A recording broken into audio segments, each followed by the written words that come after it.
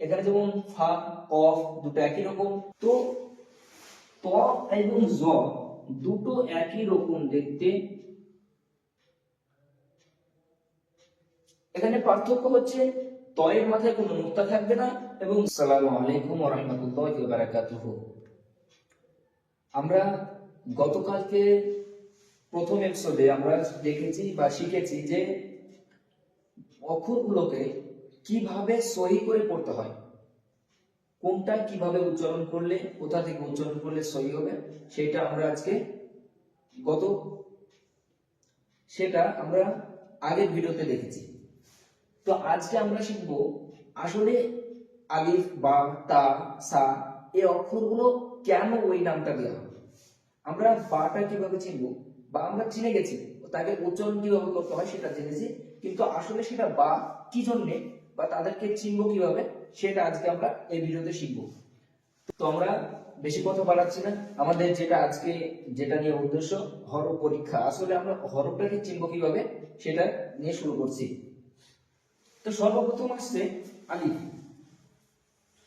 আমরা সবাই জানি এটা একদম সিম্পল নরমাল যে একটা দাগ, একটাই দাগ, এইটার নাম হচ্ছে আলিফ। তো এটাকে উচ্চারণ করা তো গত ভিডিওতে শিখে গেছি, জাস্ট আমরা আজকে অক্ষরগুলো চিনে নেব যে কাকে কি বলে। তো এটা হচ্ছে আলিফ। তারপরে আসছে বা। তো এটা এখনো কোনো নাম নেই এটা, তো আমি যখন এটার নিচে একটা নুক্তা করে দেবো এটা বা হয়ে যাবে। তো এটা বা, আমি এটার মূল, এটাকে চেনার মূল উদ্দেশ্য হচ্ছে এখানে যে নুক্তা আছে বা একটা ফোঁটা, এটা হচ্ছে চেনার মূল উদ্দেশ্য। আমরা সবসময় এই নুক্তাটার দিকে খেয়াল রাখবো যে এটা এখানে যে নুক্তাটা আছে একটা নিচে আলিফ খালি এবং বায়ের নিচে একটা নুক্তা, এটার নাম হচ্ছে বা। যখন আমরা এই নুক্তাটা মুছে দেব বা এই এরকম ঠিক উপরে যখন দুটো আমরা নুক্তা করে দেব তখন ওটা হয়ে যাবে তা। তো এটা আমাদেরকে যে তা সেটা চেনার মূল বস্তু হচ্ছে এখানে যে নুক্তা আছে উপরে দুটো ফোঁটা, সেটা আমাদেরকে ভালো করে খেয়াল রাখতে হবে যে তায়ের দুটো নুক্তা সেটা হচ্ছে উপরে এবং বাহের একটা নুক্তা সেটা হচ্ছে নিচে। তো তারপর আসছে সা। তো আমরা সা করব, এটা যদি নিচে একটা ফোঁটা দিই তাহলে হয়ে যাবে বা, উপরে যদি দুটো ফোঁটা দিই তাহলে হয়ে যাবে তা। এবং আমি যখন উপরে তিনটে ফোঁটা দেব, উপরে যখন তিনটে ফোঁটা দেবো তখন এটা হয়ে যাবে সা। একইভাবে প্রত্যেকটা আলাদা আলাদা গঠন হবে এবং তাদের মূল উদ্দেশ্য, মূল বিষয় যেটা দেখে আমরা চিনব সেটা হচ্ছে তার নুক্তা। নুক্তা দেখে আমরা সঠিকভাবে অক্ষরগুলোকে চিনে নেব। তারপর আসছে আলিফ হয়েছে, বা হয়েছে, তা, সা, চারটে অক্ষর হয়ে গেল। তারপর আসছে জিম। জিম চিনবো আমরা জিম, হা, খ, তিনটে দেখতে একই রকম। জিম একটা, হা একটা, এটা হচ্ছে হা এবং এটা হবে খ। তিনটে দেখতে একই রকম হলেও এদের এখনো মূল যেটা তিনটে একটু হা আছে, তিনটে এখন হা অবস্থা আছে। তো যখন আমি এটার মাঝে একটা নুক্তা করে দেবো এটা হয়ে যাবে জিম। আমরা ভালো করে খেয়াল করি তিনটে আকৃতি একই রকম, জাস্ট যখন আমি এর মাঝে একটা নুক্তা বসিয়ে দিলাম তখন এটার নাম হয়ে গেল জিম। তারপর আসছে হা, হায় তো কোনো নুক্তা নেই সেটা খালি। তারপরে খ, খয়ের উপরে একটা নুক্তা, জিমের পেটে একটা নুক্তা, হা খালি, ক্ষয়ের মাথায় এক নুক্তা। এই ক্ষয়ের যে উপরে একটা নুক্তা এটা আমাদের খেয়াল রাখতে হবে যে নুক্তাটা কখন কোথায় বসলে সে অক্ষরটা পরিপূর্ণ নামটা হচ্ছে।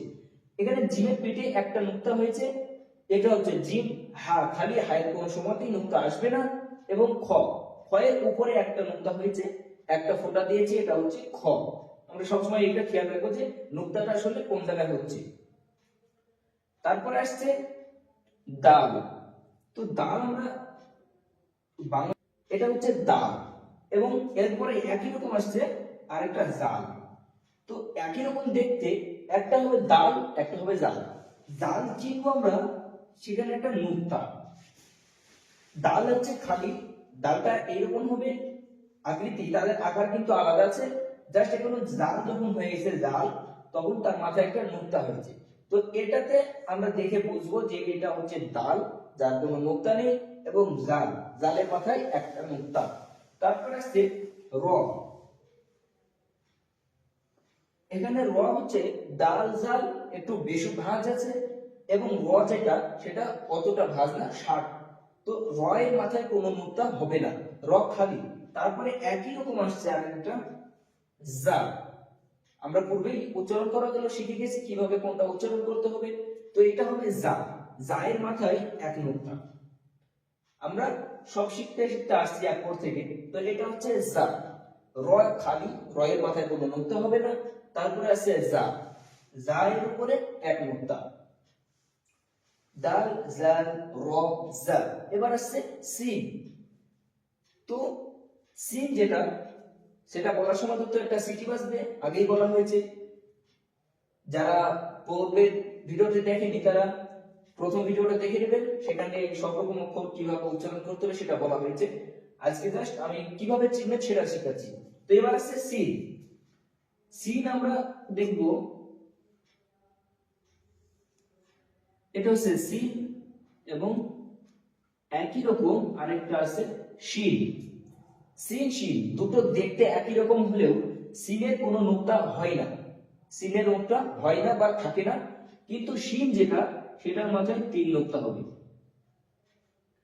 সিন খালি, শিনের মাথায় তিন নুক্তা। তারপর আসছে সদ দর। তো একই রকম সোয়াদ দর একই রকম দেখতে হলেও এ হচ্ছে সোয়াদ এবং এ হচ্ছে দর। তো দুটো একই রকম দেখতে, সোয়াদ খালি যেমনটা সিন খালি, শিনের মাথায় তিন নুক্তা, ঠিক তেমনি সোয়াদ খালি, দদের মাথায় এক নুক্তা। এটা হচ্ছে দোয়াল। একে চেনার মূল বস্তু হচ্ছে এই নুক্তাগুলো। নুক্তাগুলো দেখে আমরা ভালোভাবে চিনবো যে অক্ষর কোনটার মাথায় কটা নুক্তা আছে এবং সেই নুক্তাটি কোথায় আছে, নিচে নাকি উপরে। যদি উপরে থাকে তাহলে উপরের যে বস্তু, এটা যেমন দুটো উপরে আছে এটার নাম তা, এটা তিনটে আছে উপরে, এটা সা।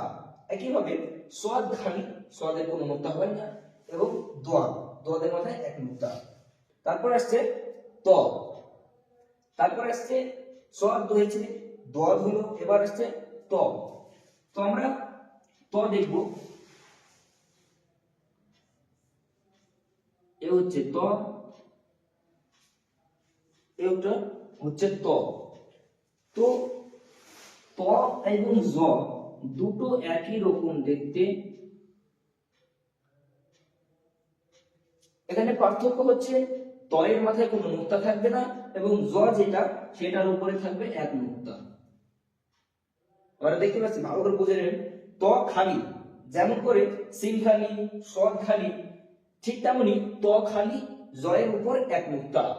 যেটার উপরে নুক্তা আছে এটার নাম হচ্ছে জ এবং এটা হচ্ছে ত।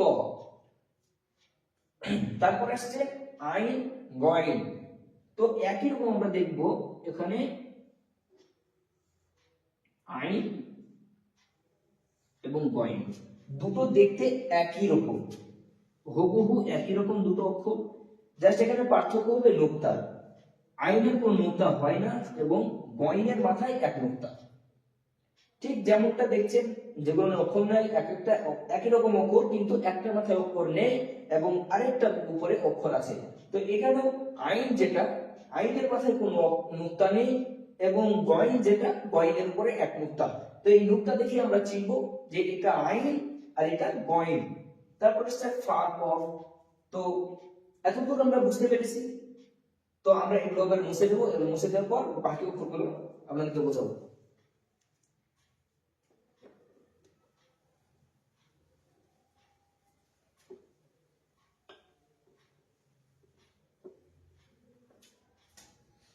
তারপর আসছে ফা। তো আমরা এবার ফা কিভাবে কোনটা শিখব। এই হচ্ছে ফা। ফা এবং কফ, যেটা কফ হবে, এটা হচ্ছে ফা।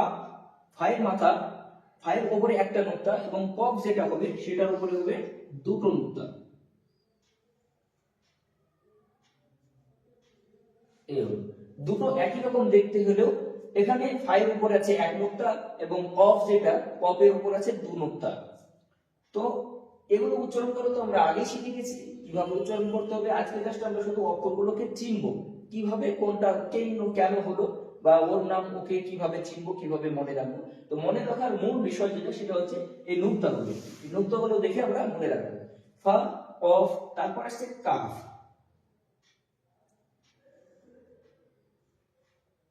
এ হচ্ছে কাফ।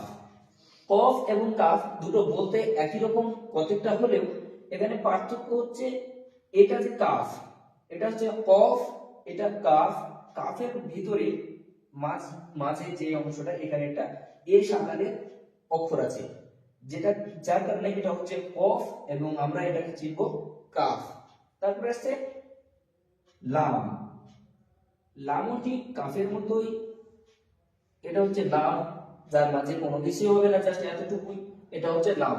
আমরা ভালো করে আরেকবার দেখে নিই। ফা, ফায়ের উপরে এক নুক্তা, অফ, অফের উপর দু নুক্তা, কাফ যেটা কোনো নুক্তা নেই কিন্তু চিনার উপায় হচ্ছে মাঝের এই যে ক্যারামেল একটা এস আছে এটা। তারপরে আসছে লাম, তারপরে লামের পরে আসছে মিম। তো আমরা মিমটা দেখবো, এ হচ্ছে মিম, বা অন্যভাবে লেখা হতে পারে। তো আপনাদেরকে পরে শেখাবো মিম কত রকমের হয়। তো এটা হচ্ছে মিম, এর কোনো নোক্তা নেই, এটা একটাই আছে নাম, সেটাও একটাই আছে লাম মিম। তারপর আসছে নুন, এ হচ্ছে নুন। তো এখানে ফায়ের উপরেও একটা নুক্তা, নুনের উপরেও একটা নুক্তা, তাহলে কি করে চিনবেন? এখানে ফা যেটা সেটার মাথাটা হবে গোল, কিন্তু নুনের মাথা কোনো গোল হবে না, জাস্ট একটা চাঁদের মতো বেঁকা আর মাঝে একটা নুক্তা হবে। তো এটা হচ্ছে নুন। ওয়াও, এবার আসছে ওয়াও, যেটা একটাই আছে, এটা হচ্ছে ওয়াও। খুব সিম্পল, একই রকম, এইরকম আর অক্ষর নেই, এটা হচ্ছে ওয়াও।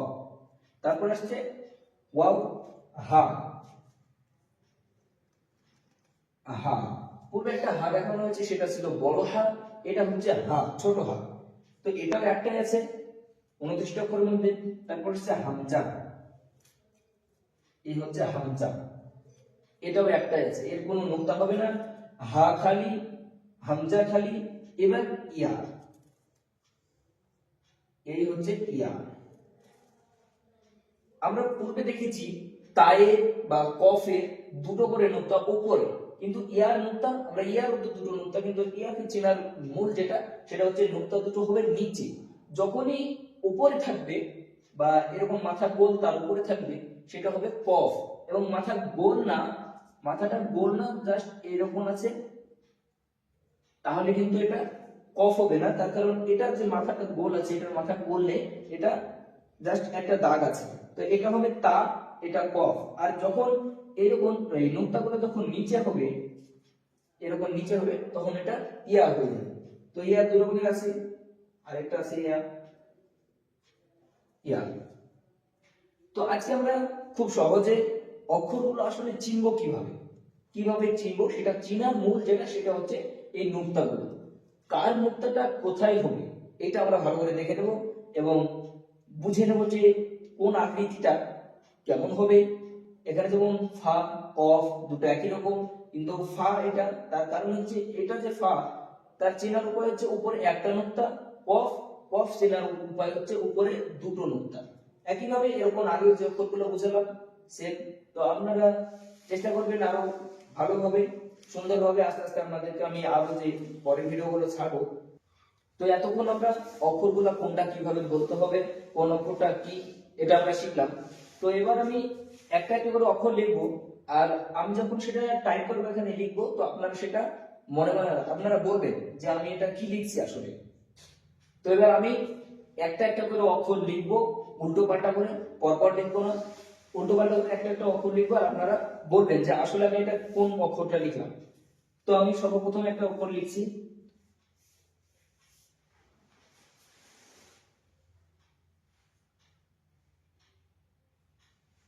এটা। আপনারা বলুন যে এটা আমি কোন অক্ষরটা লিখলাম। আপনাদের যদি বলতে অসুবিধা হয় বা বুঝতে অসুবিধা হয়, তো আপনারা জানিয়ে দেবেন কমেন্ট করে যে এই জায়গাটা বুঝতে পারিনি বা কোনো কিছু। এটা হচ্ছে জিম, আমি বলে দিলাম, এটা হচ্ছে জিম, জিমের প্যাটে একটা নোক্তা। তারপর আমি আরেকটা অক্ষর লিখছি, দেখুন,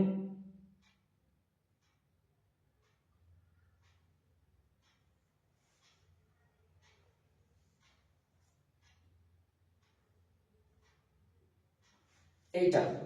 তো এইটা কি অক্ষর? এটা আমি কি লিখলাম? এটা হচ্ছে শিন। আরেকটা হুবহু অক্ষর আছে যেটা কোনো নুক্তা নেই। আরেকটা অক্ষর আছে, যদি আমি নুক্তাটা মুছে দিই তাহলে এবারে হয়ে গেল, এটা কি হয়ে গেল? এটা হয়ে গেল সিন।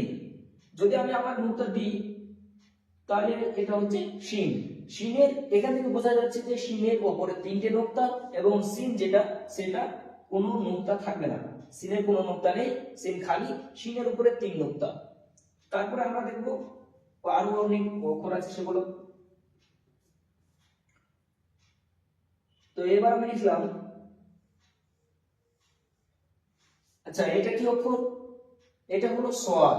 যতক্ষণ আমি এটার উপরে নোক্তা দেব না এটা হচ্ছে সোয়াদ। যখনই এর উপরে একটা নোক্তা পড়ে যাবে এটা হয়ে যাবে দল।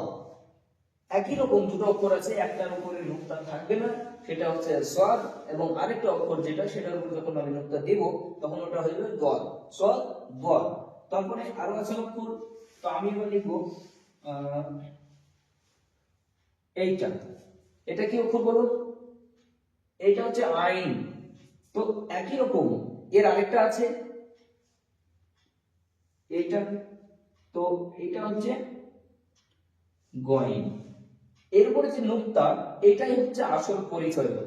যদি নোক্তাটা না থাকে তাহলে তার নাম হচ্ছে আইন, এবং যার উপর নোক্তা আছে এটা হচ্ছে গয়েন। তো একই রকম ভাবে আরো যে অক্ষরগুলো আছে আমি একে একে লিখছি, আপনারা আমার সাথে সাথে বলার চেষ্টা করুন। এই অক্ষরটা বলুন এটা কি অক্ষর? এটা হলো ফা। তারপরে প্রথমেই বলা হয়েছে আপনাদেরকে যে দুটো একই রকম দেখতে হলেও তাদের নোক্তা আলাদা। এটার উপরে একটা আছে তার জন্য এটা হচ্ছে ফা, এবং এটার উপরে দুটো নোক্তা, এটা কি হবে? এটা হবে কফ। একইভাবে আরো অনেক অক্ষর আছে, তো আপনারা ভালোভাবে দেখে নেবেন যে কোন অক্ষরটা আমি কি বলেছি। আর বেশি বাড়াচ্ছি না। তো একইভাবে এরকম যে অক্ষরগুলো আমি বলে বলে দিয়েছি একটা একটা করে, আপনারা সেই অক্ষরগুলো দেখে নেবেন কোনটা কি। যদি বুঝতে না পারেন আবার পিছনে দিবেন, দিয়ে দেখে নেবেন ভালো করে। তো আমরা আগামী কালকে একটা অক্ষর কয় রকম ভাবে লেখা যায় বা যুক্ত অক্ষরের সাথে কত রকম হতে পারে। একটা হা, আজকে আমি একটু বুঝিয়ে দিই যে এটা হা। তো এই হাটা যখন আমি কোনো কিছুতে যুক্ত করে লিখবো, যেমন ধরুন আমি রহিম লিখবো, বা তো রহিম লেখার সময় কেমন হবে?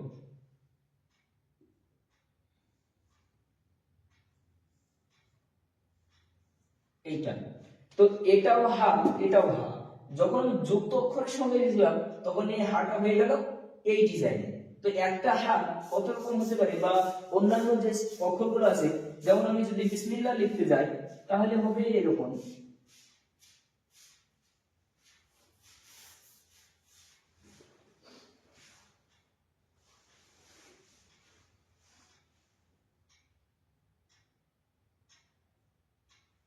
তো আমি যখন বিসমিল্লাহ সিনটা লিখলাম, তো সিনটা আসলে কিন্তু এমন না, সিনটা হচ্ছে এইরকম, কিন্তু এই যে বড় এটা, এটা কিন্তু এখানে মিমের সাথে জুড়ে গেছে।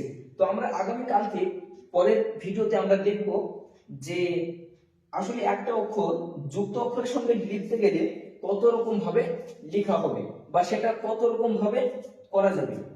তো আগামী ভিডিওতে আমরা ওগুলো দেখব যে যে কোনো একটা অক্ষর কত রকমের হতে পারে, বা কোরআনে কত রকম ভাবে যখন কোরআন পড়বেন তখন অনেক রকম ভাবে এরকম ভাবে লেখা আসবে একসাথে। তো তখন যে অক্ষরগুলো একসাথে যুক্ত হওয়ার সময় কেমন হবে সেগুলো আমরা পরের এপিসোডে দেখব। আর যারা যারা আমরা প্রথমের এপিসোড দেখিনি তারা প্রথমকার এপিসোডটা দেখে নেব, এবং কথা দিচ্ছি আপনাদেরকে খুব তাড়াতাড়ি আপনারা পাশে থাকুন, আমি আপনাদেরকে কোরআন পড়া শিখিয়ে দেবো ইনশাআল্লাহ।